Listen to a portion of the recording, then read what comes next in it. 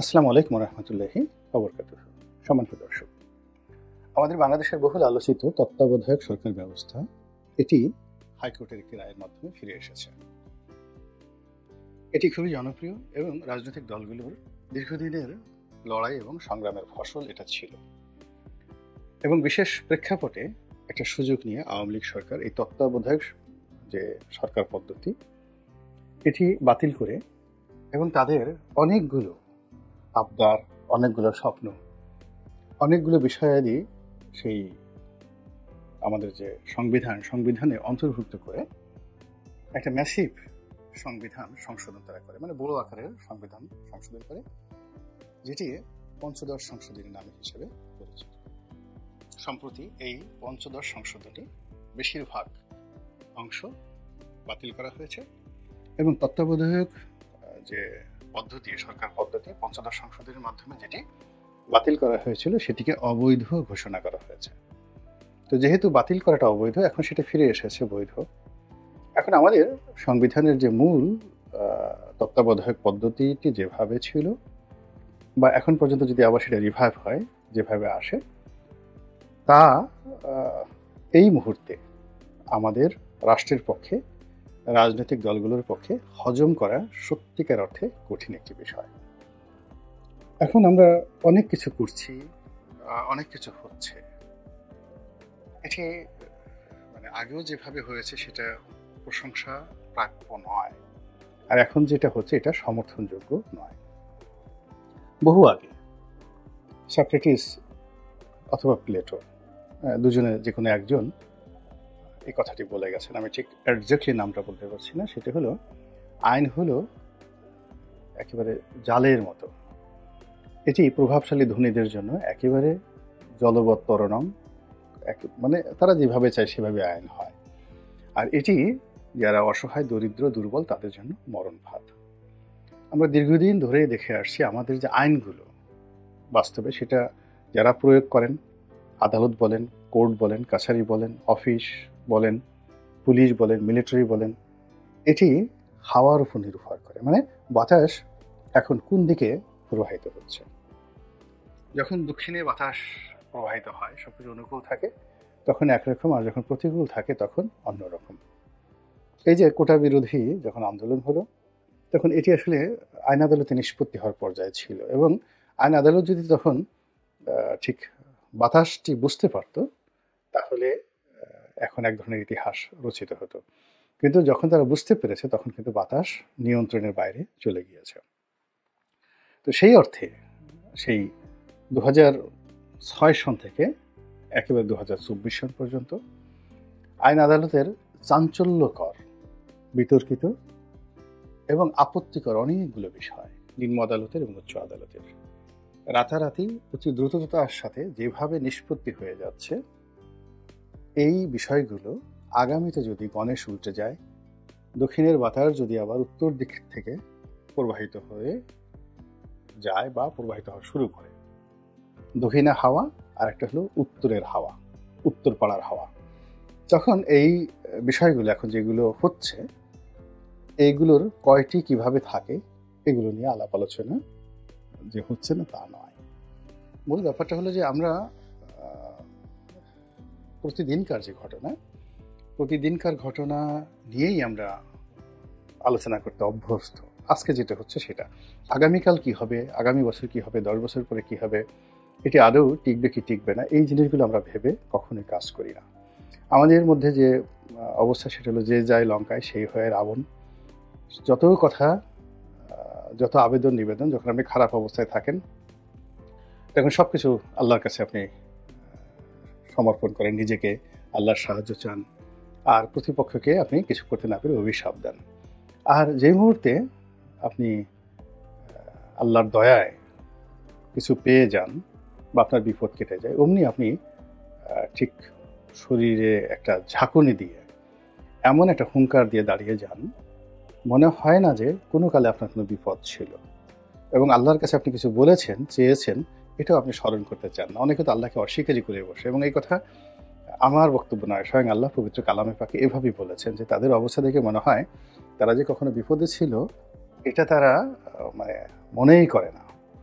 তো এখন এই যে আমাদের বাংলাদেশেই একই ঘটনা ঘটছে, একটার পর একটা সিদ্ধান্ত আসছে, এক্সিকিউটিভ ডিসিশন আসছে, একটার পর একটা রায় আসছে এবং একটার পর একটা ঘটনা ঘটে যাচ্ছে, যেগুলো বাস্তবে কার্যকর করার জন্য যে প্রশাসন দরকার, যে রাজনৈতিক ঐক্যমত্য দরকার, যে জনগণ দরকার, যে অর্থনীতির দরকার, তার কোনোটাই আমাদের পক্ষে নেই। তো এই যে তত্ত্বাবধায়ক সরকার যখন ফিরে আসার পরে আপনি এখন এটাকে কিভাবে কার্যকর করবেন, এখানে দুটো বিষয় ফিরে এসেছে। এক নম্বর হলো, আপনি যদি সংবিধান পরিবর্তন করতে চান এবং বড় আকারে এটাকে পরিবর্তন করতে চান, সেখানে গণভোটের যে বিধান এটি এখানে চলে এলো। তো কাজেই ডক্টর মোহাম্মদ ইউনূস সাহেব এখন সংবিধান সংশোধনের যে তোড়জোড় করছেন, তিনি এটা কিছুই করতে পারবেন না। তাকে এই টোটাল কাজটা করার জন্য গণভোট দিতে হবে। এবং এই মুহূর্তে যে অবস্থা আছে, কোনো গণভোট দেওয়ার মতো যে অবস্থা, এটি অন্তর্বর্তীকালীন সরকারের নেই। তারা সংস্কারের জন্য বলেন, যে কোনো বিষয়ের জন্য বলেন, জনগণের যদি সমর্থন চান, না ভোট দেন, বন্য যে কোনো ভোট দেন, সেই ভোটে তাদের পক্ষে জনগণ রায় দিবে, এই জনপ্রিয়তা এখন আর তাদের নেই। দ্বিতীয়ত, এই যে তত্ত্বাবধায়ক যে সরকার পদ্ধতিটি এখন চালু হয়ে গেল, এটি কিভাবে কাজ করবে? প্রথমত যে জটিলতা শুরু হয়েছে, আমরা এই সংবিধানের অনেকগুলো বিষয় অমান্য করেছি। এই অমান্য করাটাকে আপনি সংবিধান লঙ্ঘন বলতে পারেন। এই অমান্য, কিছু কিছু অমান্য রাষ্ট্রদ্রোহ হিসেবে বিবেচিত হতে পারে, কিছু কিছু অমান্য ফৌজদারি দ্বন্দ্ববিধির আওতায় বিচারের পর্যায়ে পৌঁছে যাবে। এরকম অনেক কিছু করা হয়েছে জুলাই আগস্ট বিপ্লবের পরে। এটা না সাংবিধানিক সরকার, না বিচারিক সরকার, না বৈপ্লবিক সরকার, না জনগণের ম্যান্ডেট প্রাপ্ত সরকার।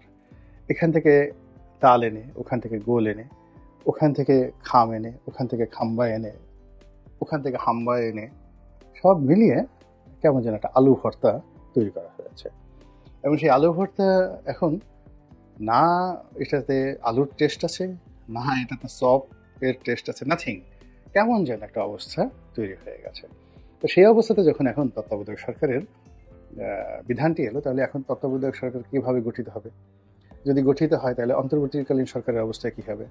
এখান থেকে আমাদের জনপ্রিয় যে অ্যাটর্নি জেনারেল আছেন, তিনি যেটা বলেছেন যে এখানে ডক্ট্রিন অফ নেসেসিটি, এই যে থিওরি রয়েছে, সেই থিওরি অনুযায়ী অন্তর্বর্তীকালীন সরকার সুপ্রিম কোর্টের যে মতামত নিয়ে যেভাবে গঠিত হয়েছে, সেটাকে এখন তত্ত্বাবধায়ক সরকারে রূপ দেওয়া যেতে পারে। তাহলে তত্ত্বাবধায়ক সরকার যদি আপনি রূপ দিতে যান, তাহলে অতীতের যে তত্ত্বাবধায়ক সরকার, সেখানে যে প্রথা রয়েছে, কাস্টম রয়েছে, রাজনৈতিক দলগুলোর একটা ঐক্যমত্য রয়েছে এবং রাজনৈতিক দলগুলোর একটা রিপ্রেজেন্টেশন সেখানে থাকতো। বিএনপির 10 জন, আওয়ামী লীগের 10 জন, সব জায়গার 10 জন। এখন রাজনৈতিক দলগুলোকে যদি আপনি ধরেন, আওয়ামী লীগ তো বড় দল, এখন তত্ত্বাবধায়ক সরকার তাদের রিপ্রেজেন্টেশন থাকতে হবে, দিস ইজ ওয়ান। আর যদি না থাকতে হয়, তাহলে এই দলটাকে নিষিদ্ধ করতে হবে। আদারওয়াইজ ছোটখাটো দল সবাইকে নিয়ে আপনি এই উপদেষ্টা পরিষদ গঠন করবেন অ্যাজ পার কনস্টিটিউশন। এবং কনস্টিটিউশনের বাইরে যে কাস্টম রয়েছে, 3 জোটের যে রূপরেখা এরশাদ পতনের উপর তৈরি হয়েছিল, ঠিক সেইভাবেই বিএনপির কাছ থেকে 10 জন নাম দেওয়া হয়েছে।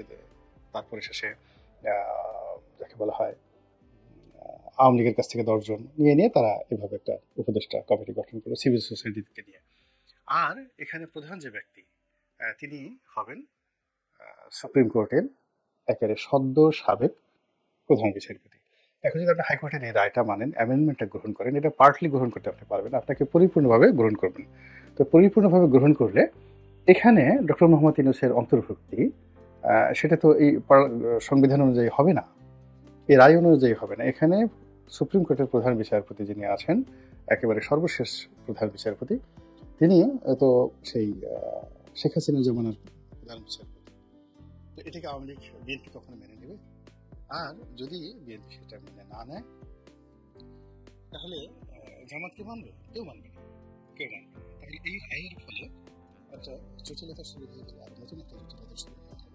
এবং এই সরকারের সাথে তত্ত্বাবধায়ক সরকার, এবং তত্ত্বাবধায়ক সরকারের সাথে বিএনপি আওয়ামী লীগের একটা দ্বন্দ্ব, সব মিলিয়ে এরকম একটা বিশৃঙ্খলতার পরিবেশ তৈরি হয়ে গেছে, যে এটা মানে আমার মতো একটা ক্ষুদ্র মানুষ, আমি এটার কোনো ওয়ে খুঁজে পাচ্ছি না। এটা কিভাবে বলবো এটাকে? আপনি ধরুন আমরা ওই জাল বুনতে গিয়ে বা যে কোনো কাজ করতে গিয়ে অনেকগুলো গিট দিয়ে ফেলি বা গিট পড়ে যায় নাইলন সুতাতে, বা এমনি ছোট আপনি যে সেলাই করার যে সুতোগুলো আছে, চিকন সুতো, সেখানে যদি অনেকগুলো গিট পড়ে যায়, যে গিটগুলো আপনি চেষ্টা করলে খুলতে পারবেন না, এটা করতে হবে।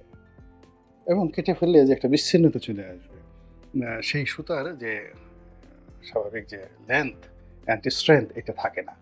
তো এখন এমন একটা অবস্থা তৈরি হয়ে গেছে, সব মিলিয়ে যে হাইকোর্টের রায়, অতীতের যে কাস্টমস, জুলাই আগস্টের বিপ্লব, আওয়ামী লীগের পলায়ন, এখানে রাষ্ট্রপতির ক্ষমতা, প্রধান উপদেষ্টার ক্ষমতা, সব মিলিয়ে কেমন একটা, যাকে বলা হয়, গিট লেগে গেছে, একটার সঙ্গে একটা গিট লেগে গেছে।